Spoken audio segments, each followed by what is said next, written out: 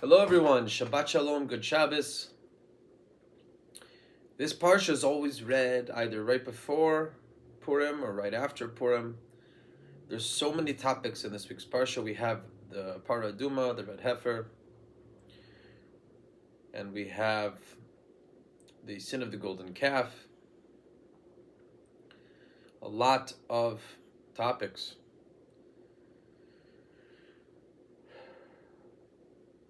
So I wanted to draw a parallel between Esther. I wanted to focus upon one parallel between Queen Esther and Moshe Rabbeinu, which in my mind catapults Esther to the same level of Moshe Rabbeinu in the specific point of her Mesirut Nefesh, her self-sacrifice for the Jewish people. In this week's parsha, Moshe is arguing with Hashem after the sin of the golden calf, and he says, Hashem, forgive the people, and if you don't forgive the people, you can erase me from your Torah. Moshe Rabbeinu was prepared to erase himself from the Torah out of love for the Jewish people.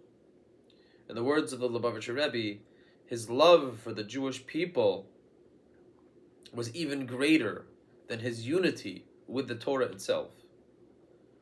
That's the mitzvah, v'havta l'recha kamocha, you shall love your fellow Jew as you love yourself. Queen Esther does the same thing. In her heroine moment, she says, if I perish, then let me perish. I don't care if I survive. I just want to help the Jewish people survive. I want to be part of that. So what is the message here? We, the Jewish people, are the eternal people of the eternal Torah of Hashem. In the words of Mark Twain in 1886, in Harper Magazine, we are the immortal people. In the words of Pasteur to the King of France, the Jewish people are the proof of the existence of God and divine providence. And in the words of Zeresh, the wife of Haman, the third time, the final time when Haman goes to his wife Zeresh to complain about Mordechai, she finally tells him the truth. Im mizerah haYehudim hu, if he is truly a descendant of the Jews, then you will lose. I know history.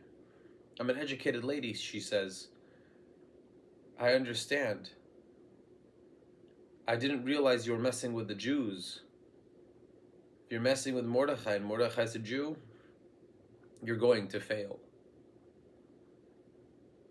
And then that conversation abruptly ends.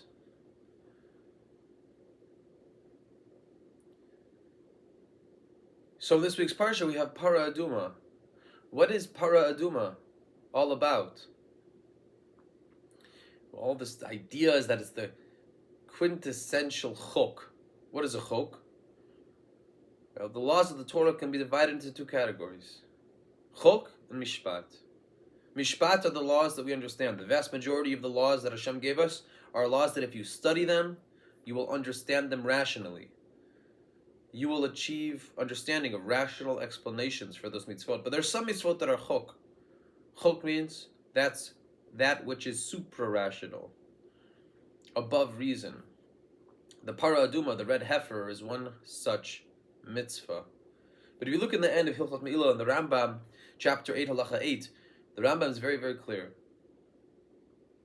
The Rambam says you have to study Torah. Proper that a person should contemplate and delve into the study of the Torah. Because if he studies them, he will understand. The person will understand. The Jew will understand the mitzvot. Everyone according to his own ability. The Rambam continues, but some things are chok. Some things maybe you won't understand. But that's okay. You still have to be steadfast in your commitment to perform them. Maybe in the end, as the Gemara says, we talk shalol lishma bal lishma. If you're doing something not for the right sake, perhaps in the end it will be for the sake of heaven. L'shem Shemayim.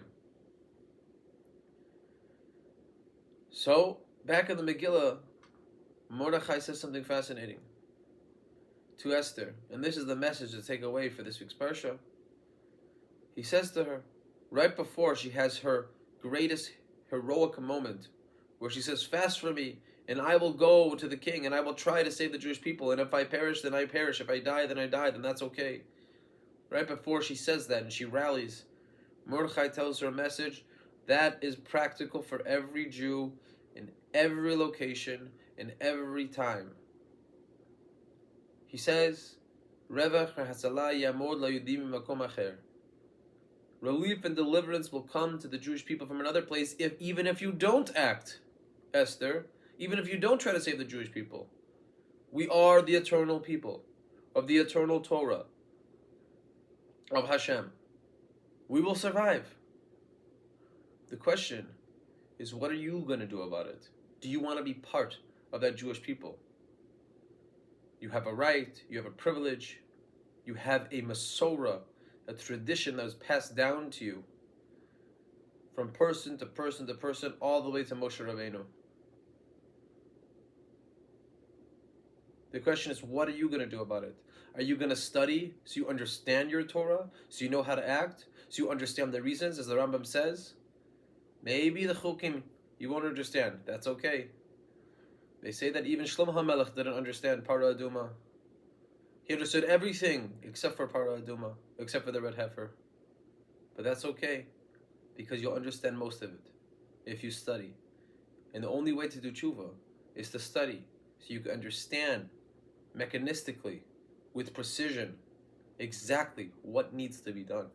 And that's why we as Jews are a people of the book, and we study Torah to direct our actions, to keep us on the right path, to show us exactly which direction to go. And that's what Mordechai was telling Queen Esther. The Jewish people are going to survive. The only question is, what are you going to do about it? Good Shabbos, everyone. I'll see you next time.